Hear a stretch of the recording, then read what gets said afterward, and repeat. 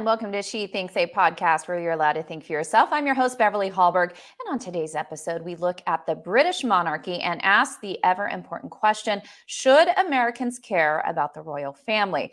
We're going to discuss a little bit about the reign of Elizabeth II and how a continual strong monarchy under King Charles may be helpful to American national security. And of course, we'd be remiss if we didn't dissect Prince Harry and Meghan just a little bit. We're going to look at their victim narrative and how the trend of demonizing tradition is pervasive and damaging to society. And joining us to break it all down is Nile Gardiner. He is the director of the Margaret Thatcher Center for Freedom at the Heritage Foundation and a leading authority on Brexit. Before joining Heritage, Dr. Gardiner served as a foreign policy aide to Lady Thatcher in her private office in London. He is a prominent expert on U.S. British relations, U.S. foreign policy, and the transatlantic alliance. And he has testified several times before Congress on foreign policy issues. Finally, he may be a familiar face because he frequently provides analysis of global events for U.S. and international television networks. Niall, it is a pleasure to have you on She Thinks.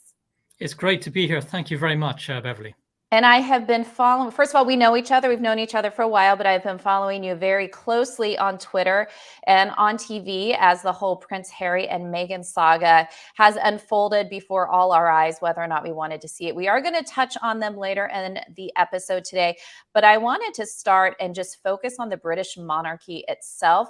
I have found it to be a really interesting time how many people are invested in learning more about the royal family. Personally, I've never been that invested until this whole saga continued as of late, all the drama. And so I thought it'd be important for us as Americans that broke away from the Brits years ago, talk about the British monarchy and whether or not there is value in us wanting it to be strong. So just the basic broad question that you can take it where you want it. Should Americans care about the monarchy? Well, that's a great question, Beverly, and certainly in my view, Americans should care about the British monarchy, and opinion polls show that actually the British monarchy is in fact rather popular actually with the American public. And the Queen, the late Queen, for example, was an extraordinarily popular figure here in the United States. In fact, I think her approval ratings over the course of many decades, polled by Gallup, was generally around 70% or higher. And she was even more popular than Barack Obama when he was president of the United States, as an example. And she has been consistently popular, I think, more popular than the vast majority of US presidents. And so I think Americans do care about the British monarchy. And the reason why is that the monarchy really represents, I think, tradition. It represents heritage. It represents, I think, in many ways, the US-UK special relationship, the beating heart of the free world. And so a strong British monarchy, I think, is good for America. And the vast majority of Americans, I think, really do have a positive view overall of the British monarchy. And as I mentioned, the late Queen was a hugely popular figure for the American people. And when she passed away, of course, there was a great amount of mourning among the American people. Flags were flown at half-mast across the United States, and tens of millions of people actually watched the funeral of Queen Elizabeth II on US TV. And so this was a big event for the American people. And it demonstrates, I think, the tremendous affinity that many Americans have with Great Britain, with the British people. And the Queen, I think, was a dearly loved leader on both sides of the Atlantic, actually, and that says a great deal about the strength of the ties that bind the United States and the United Kingdom.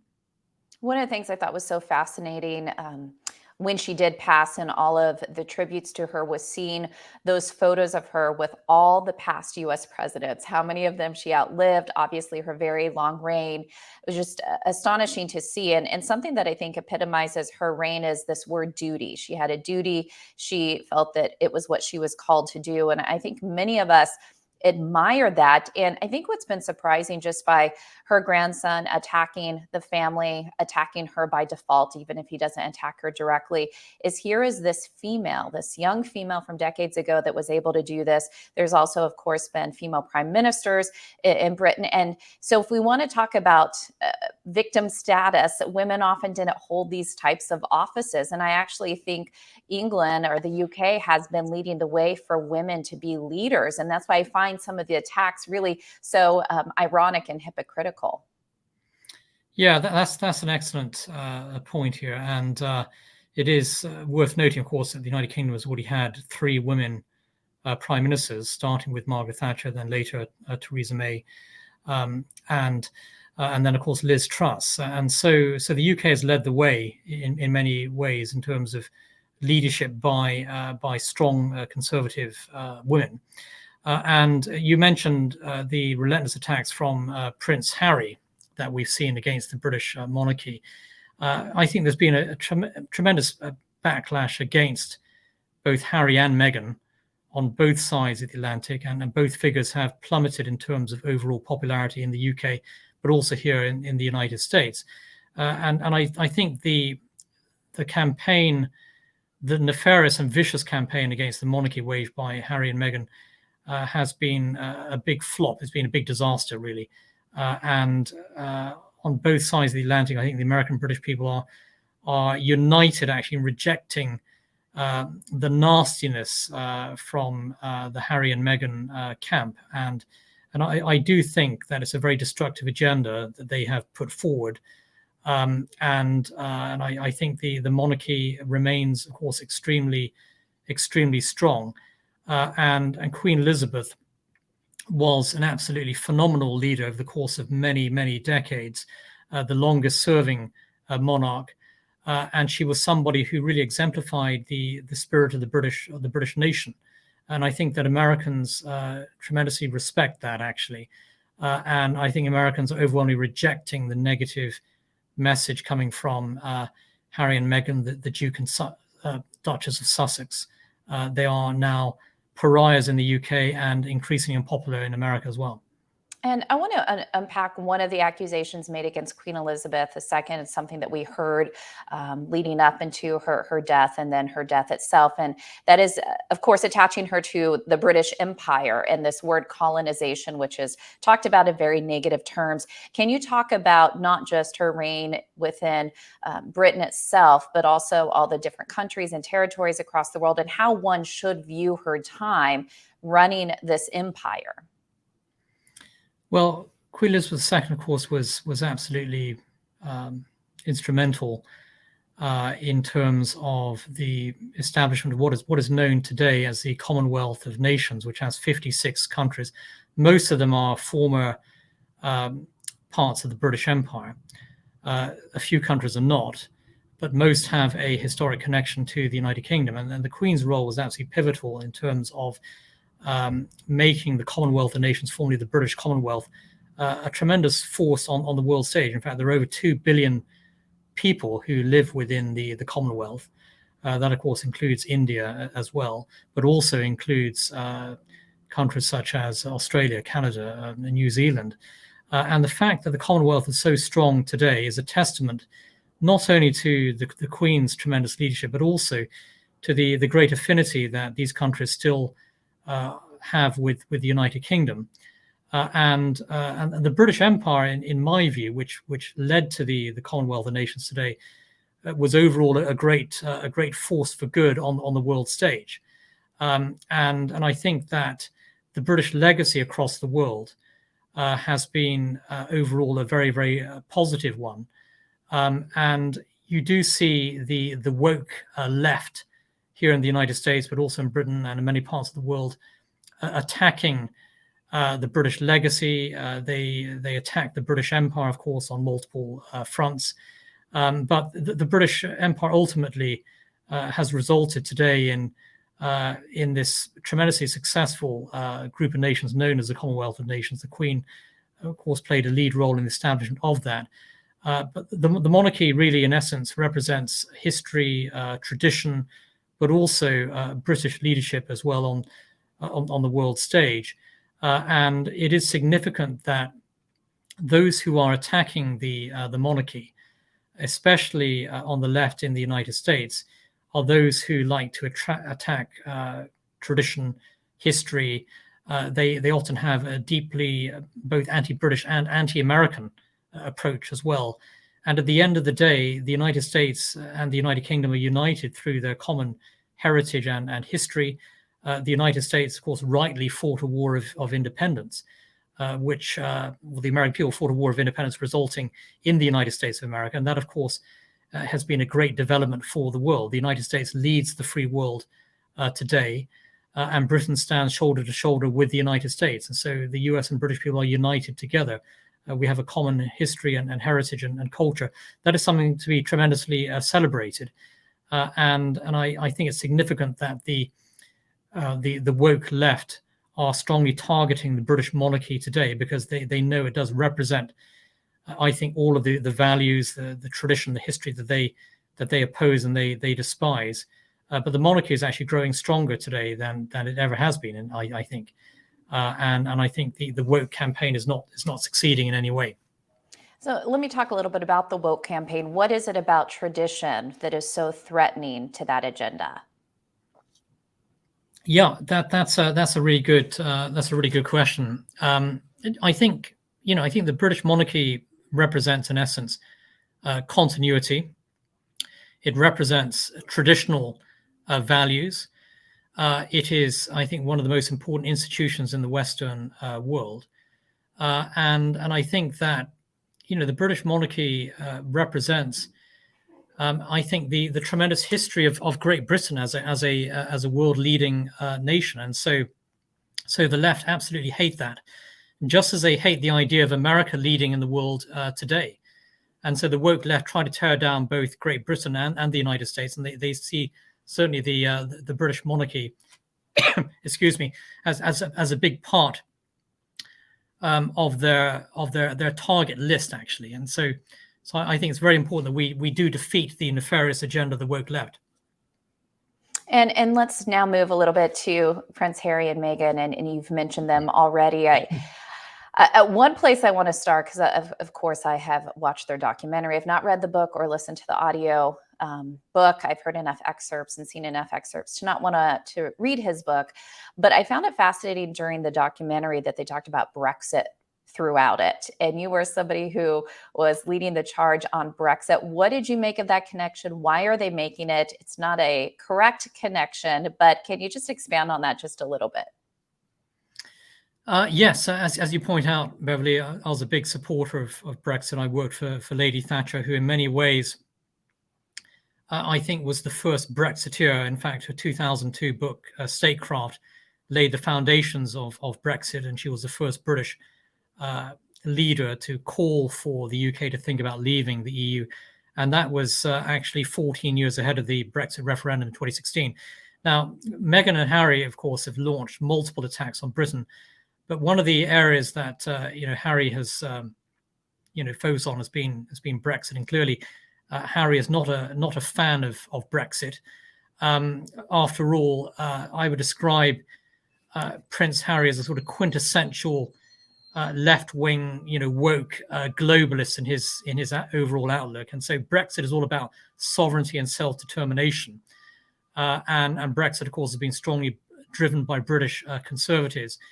And so Brexit stands for, I think, in many ways, what Harry does not believe in. And Harry is somebody who, I think, advances, as Meghan does, a very sort of left-wing ideological agenda, actually. So Brexit is clearly not his cup of tea. And I would add that Harry and Meghan are increasingly political figures. They're political activists. They give political style speeches. They make political points. And so their campaign against the British monarchy is not just out of sheer spite, but it's also, I think, a result of, I think, a sort of political agenda here. They are both left-wing woke ideologues in many ways, and Brexit, of course, is the antithesis of what they believe in. I should add as well that Brexit is the democratic will of the British people. The British people voted in 2016 to leave the EU. and Prince Harry should respect that democratic decision. But undoubtedly, Harry has a political agenda, as does Meghan as well. They should be viewed as political figures who are using as well their royal titles, the Duke and Duchess of Sussex, for political purposes, and also to personally enrich themselves as well. And this is all about making money also for Harry and Meghan. And there's a money-making venture that Prince Harry does have that's newer. I think it's on Monday that it is released, but he's going to be doing a live webcast of him getting therapy and talking through his mental illness, which you can pay for if you want to see. And that is odd on so many different levels. I don't think it's healthy for him. I don't think it's healthy for other people. It's not something that you should be selling. But I'm curious why there seemed to be such change in public opinion on him when the book came out. So I think when the documentary came out, there were enough people who viewed that positively. But the book seemed to tip the scales. What was it about his book Spare that seemed to really plummet their approval ratings? Yeah, I think in addition to Spare, of course, the Netflix documentary that Harry and Meghan launched back in November, which they were reportedly paid upwards of $100 million for, actually. I think this was also a key catalyst in terms of turning the public against them, because the Netflix documentary was not only incredibly boring and remarkably dull, but it was also a direct attack on Harry's own family. It was nasty stuff, actually. And that followed on from the Oprah Winfrey interview as well, which was also unpleasant and nasty.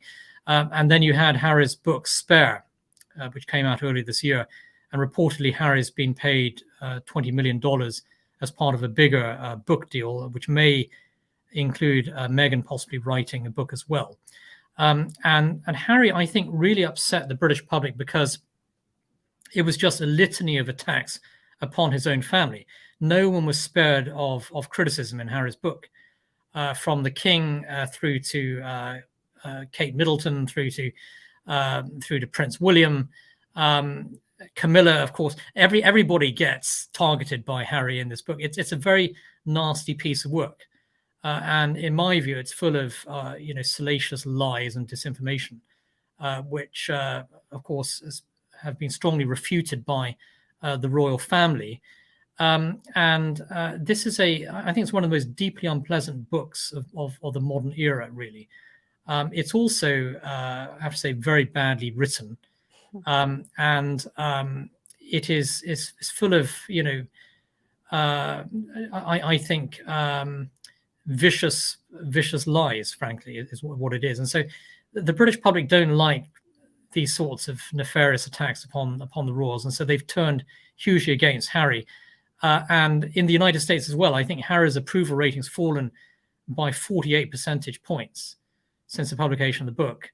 Meghan's has gone down by 40%, but she was already at a very low level. And so I have to say that Harry's made a lot of money out of this book, but his reputation has absolutely plummeted. And on both sides of the Atlantic, I think there's been a huge reaction against this.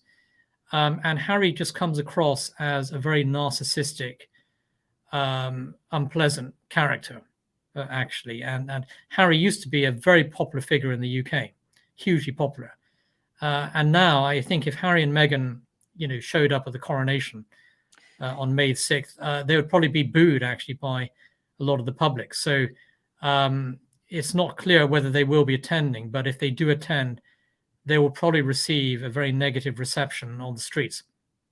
It's really been astonishing to see how they have let all of this unfold. I think that there is an inherent wrong that we all see when one attacks one's family so publicly and they don't have a chance to defend themselves. Yes. I mean, people could say, sure, the royal family could defend themselves, but personally, I think their silence has been speaking volumes. So I think they've handled this correctly. But I think all of us could look at family squabbles that we've had. We know it's there, and there's just something inherently wrong about selling those stories to your family members. But there's another side to this as well that I've continued to think about, this attack against the monarchy itself. It's twofold. It's his personal grievance against his family, and then what he views as the firm, the institution that he has an issue with.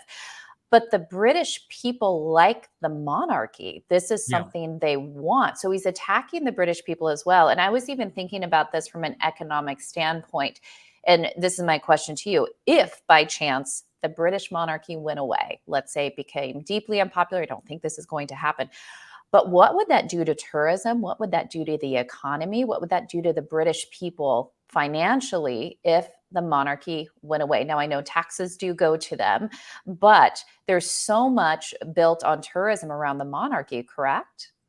Yeah, that's a very interesting question. I think, firstly, the monarchy, I think, will be with us for a very long time, hundreds and hundreds of years, I think more. At least, and I think possibly even thousands. I mean, who knows what the future of the monarchy will be? But I think that the royal monarchy will be, the heart of the United Kingdom for many centuries to come. I would say that if the monarchy were to be removed, and if for example you had some far left wing British government that decided to try and bring down the monarchy, for example. And you couldn't rule that out in the future, actually, frankly. But if you had that kind of scenario, I think it would be disastrous for the British economy if the royal family were ever to be removed. After all, the royal family, brings in through tourism, as you pointed out, vast sums of money for the British economy. Potentially, if not hundreds of millions, even billions of pounds actually for the United Kingdom in terms of revenue, and the royal family is part and parcel of the British identity. If you remove the royal family, I think it fundamentally undermines what Britain is, and I think that's a big disincentive for many people to visit the United Kingdom.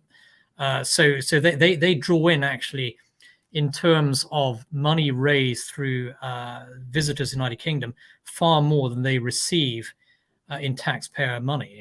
And in fact, I would say the royal family really adds tremendously to the British economy in every respect. And so I don't believe the royal family will be threatened at all in the next few decades and or even the next few centuries. Actually, I think the British monarchy is here to stay. There are figures on the left, of course, in the UK who want to get rid of the monarchy, but they're a small minority. And opinion polls show that the royal family is supported by over 70% of the British population. That hasn't really changed much over the course of many decades, and so the anti-monarchy side has not actually grown in strength at all over the course of the last half century. Where do you think this saga with Harry and Meghan goes from here? I mean, I have a prediction that first I was semi-surprised about the invitation for them to come to the coronation, but then thinking back on it, it actually looks very gracious on behalf of the king. And like you said, if they do show up, the public will boo them. So they can't claim that they're being excluded. And now it's up to them about whether or not they want to face that. So I actually think that was a brilliant strategic move. What do you think Harry and Meghan's next move is? My calculation is she's looked at what this book has done, what it's done to their popularity, and she doesn't write a book anytime soon, that maybe they lay low for a while. And some of their plans to roll out the next iteration of grievance may stop for the time being. But any thoughts on that? Yeah, great questions, really. I think, firstly, in terms of the invitation to attend the coronation, King Charles, as a father, naturally wanted to include his son Harry in the coronation. That's the king's decision. I think there are certain risks involved in that, not least that if Harry and Meghan attend, they will seek to turn it into series 2 of the Netflix documentary, and they may seek to really gain a lot of additional coverage and publicity. They will use the coronation for their own end. So there are risks here, but certainly King Charles is a big-hearted person, and he wanted to include certainly his son in the coronation. So I believe they have been invited for the coronation. They have not yet responded. And if they don't attend, the coronation. I think that probably would be for the best. I think for everyone concerned if they don't attend. But we'll have to see what what actually happens. It's significant that actually Meghan has kept a very low profile since the publication of Spare. And I think a key reason for that is that Spare has been a massive PR disaster for Harry. And Harry has become a very, very disliked figure as a result. So I think Meghan is trying to avoid some of the fallout from that, which is why she's not out there on the book tour and everything. And she's been very quiet. Now, having said that, of course, the South Park parody, which targeted Harry and Meghan, while not naming them specifically, but everyone knows who they're targeting, that I think has been devastatingly damaging to both Harry and Meghan. And that has really hurt their image and has turned them into figures of fun and mockery. As for what they're going to do next, I expect that Meghan is no doubt planning to write her own, memoirs. Of course, she hasn't achieved very much, but she will still be undoubtedly seeking to publish her own memoir, and despite a track record of basically achieving, absolutely nothing. So she is somebody who will always seek the limelight. Harry and Meghan are immensely narcissistic individuals, and so I'm sure she'll be back on TV screens quite soon. And certainly my concern is that they will try and use the coronation as a big publicity exercise. They are constantly trying to present themselves as victims of the monarchy, victims of the British press, victims of the British people. And they'll probably start whinging about Americans not liking them next. I suspect they're going to start claiming they're victims of the American media and the American people as well. And so there is no end to the victimhood, the victim mentality of these two individuals. So I think we can expect them to be back in a major way on television screens jointly after a few months. And maybe they're planning another Oprah interview or another Netflix documentary.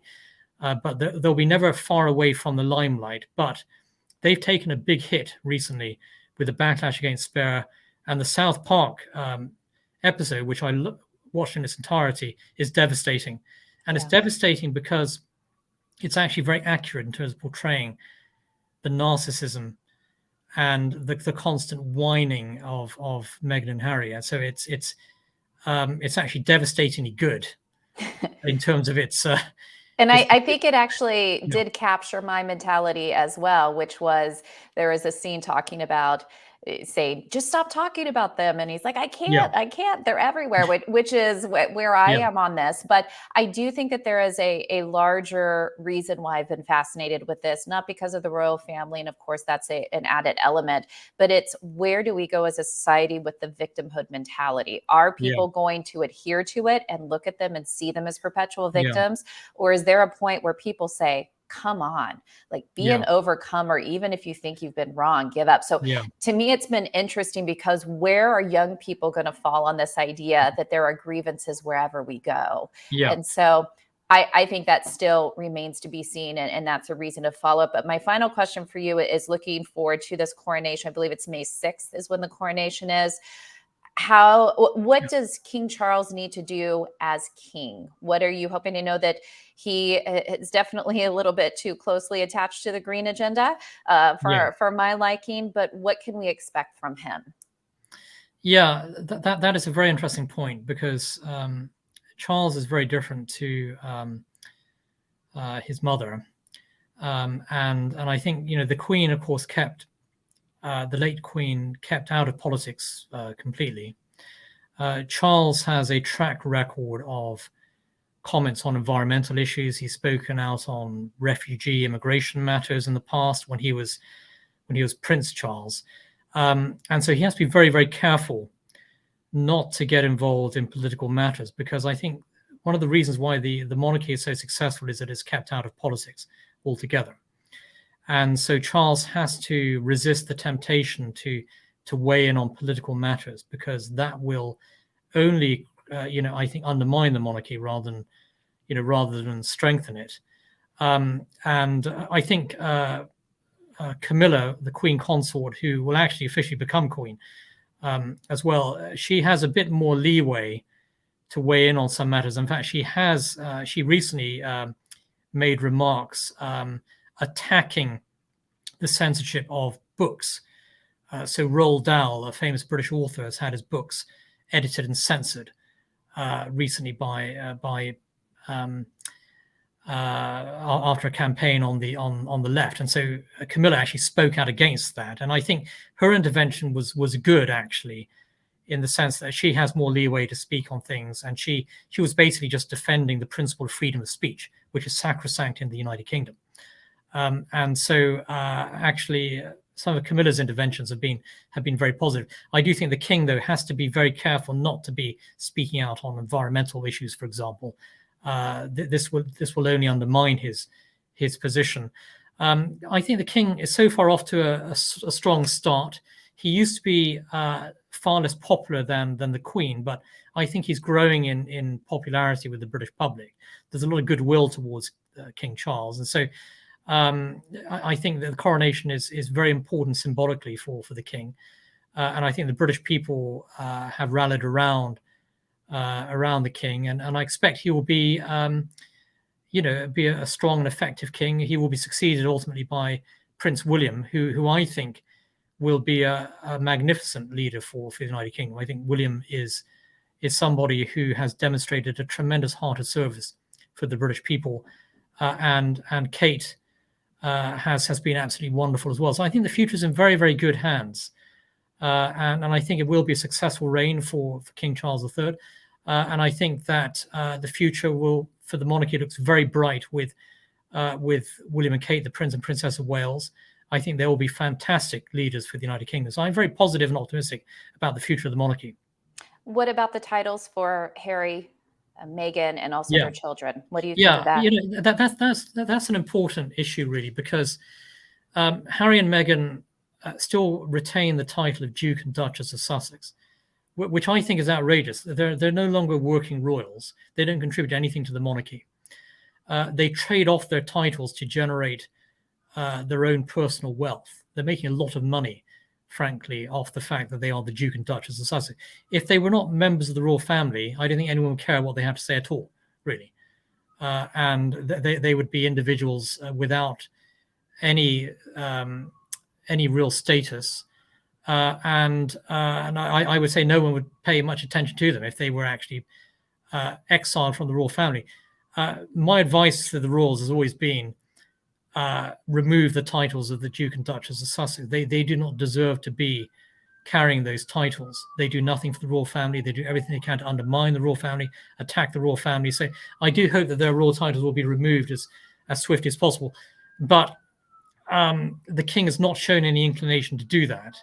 And so we'll have to see what happens. I think things will have to get a lot worse for the king to go down that path. But in my view, they are two immensely destructive, selfish and narcissistic individuals who have an agenda, political agenda, which is to undermine, even potentially try and destroy the monarchy, while of course earning as much money as they possibly can from carrying those royal titles. So have those titles taken away, deny them the air of publicity that they have as members of the royal family, and they will certainly, I think, fade away as figures of public attention. So I do hope that they lose those titles as soon as possible.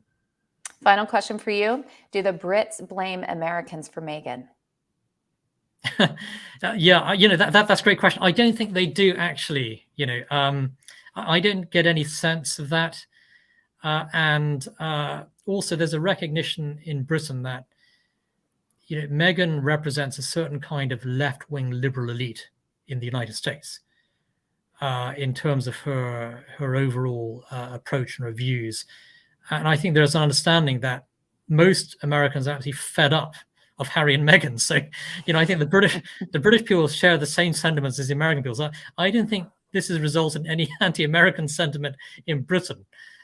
as a result of Perhaps it's Meghan's. bringing us all together.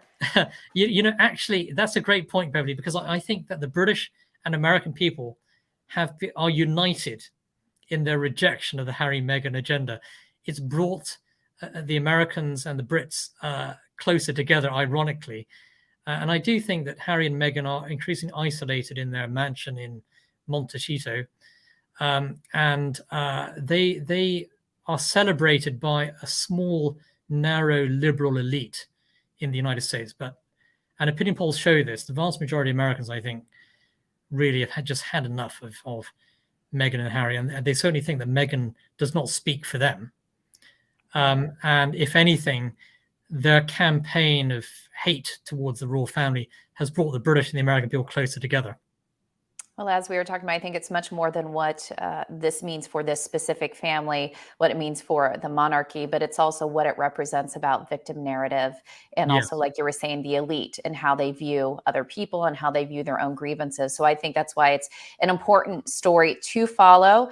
And my hope is that Western countries do reject this mentality and do ridicule people rightly for this mentality and let people focus on overcoming whatever they view as a past harm against them. And that's the best way to proceed. So Nile Gardiner, like I said, it's been a wonder to follow you on Twitter during this whole season of Harry and Meghan. And thank you for coming on and telling us a little bit more about the monarchy and why Americans should care about why it matters to national security. We so appreciate it. Nile Gardiner with the Heritage Foundation. My pleasure. Thank you so much. Thank you. Thank you very much. Thank you all for joining us. Before you go, Independent Women's Forum does want you to know that we rely on the generosity of supporters like you. An investment in IWF fuels our efforts to enhance freedom, opportunity, and well-being for all Americans. So please consider making a small donation to IWF by visiting iwf.org/donate. That's iwf.org/donate. Last, if you enjoyed this episode of She Thinks, do leave us a rating or a review. It does help. And we'd love it if you shared this episode so your friends can know where they can find more She Thinks. From all of us here at Independent Women's Forum, thanks for watching.